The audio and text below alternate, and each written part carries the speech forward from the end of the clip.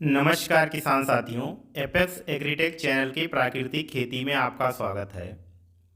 किसान साथियों, पिछले 50-60 सालों से और वर्तमान में हम जो खेती कर रहे हैं वो रासायनिक खेती है।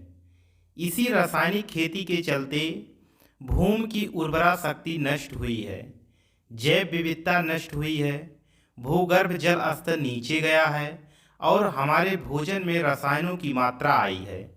जिसके चलते मनुष्य बीमार हो रहा है, जल की कमी देखी जा रही है, लाभदायक सूक्ष्म जीवाणु, केंचुए और तितलियां आदि जीव जंतु गायब हो गए हैं। ये सब प्राकृतिक व्यवस्था जो 50-60 वर्ष पूर्व हमें हमारे पूर्वजों से उर्वर भूमि, स्वस्थ खाद्यान्न, पर्याप्त जल स्तर आदि हम सबको मिला हुआ था, वो सब इन 50-60 वर्षों में हमने नष्ट कर दिया है।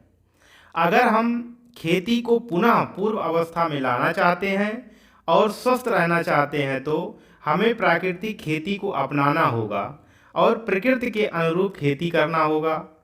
प्राकृतिक खेती को शुरू करने के लिए सबसे पहले मिट्टी की उर्वरता के अनुसार फसल की बुआई करें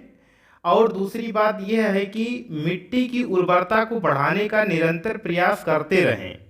क्योंकि भूमि की उर्वरा शक्ति जो नष्ट हुई है उसे पुनः वापस लाना होगा, यानी भूमि की उर्वरा शक्ति को बढ़ाना होगा। किसान भाइयों, आपको बता दें कि स्वस्थ मृदा में लगभग 1% जीवांश कार्बन होना चाहिए। यदि किसी खेत की मिट्टी में 1% तक जीवांश कार्बन होता है तो उस खेत में फसल उत्पादन के लिए किसी भी रासायनिक उर्वरकों को डालने की आवश्यकता नहीं पड़ेगी, सिंचाई की भी ज़्यादा ज़रूरत नहीं पड़ेगी और फसलों में किसी भी प्रकार के कीट व बीमारियां नहीं लगेंगी, क्योंकि जिस खेत की मिट्टी में 1% जीवांश कार्बन होगा उस खेत की मिट्टी में नाना प्रकार के लाभदायक सूक्ष्म जीव होंगे जो हानिकारक कीट व बीमारियों के अंडे व पैथोजन को नष्ट कर देंगे। जैसा कि मैंने आपको बताया कि 1% जीवांश कार्बन खेत में होना चाहिए,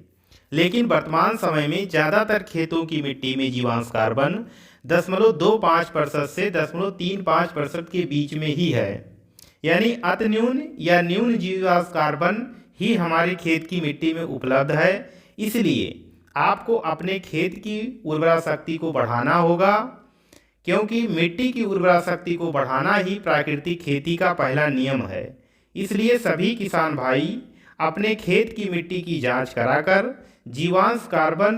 की मात्रा को धीरे धीरे 0.80% लगभग 1% तक लाना होगा, तब जाकर प्राकृतिक खेती के सपने को साकार किया जा सकता है। अब जीवांश कार्बन को बढ़ाने के लिए हमारे किसान भाई चाहे गोबर की खाद, कंपोस्ट खाद, फसल अवशेष या हरी खाद की फसल आदि का प्रयोग कर सकते हैं। धन्यवाद।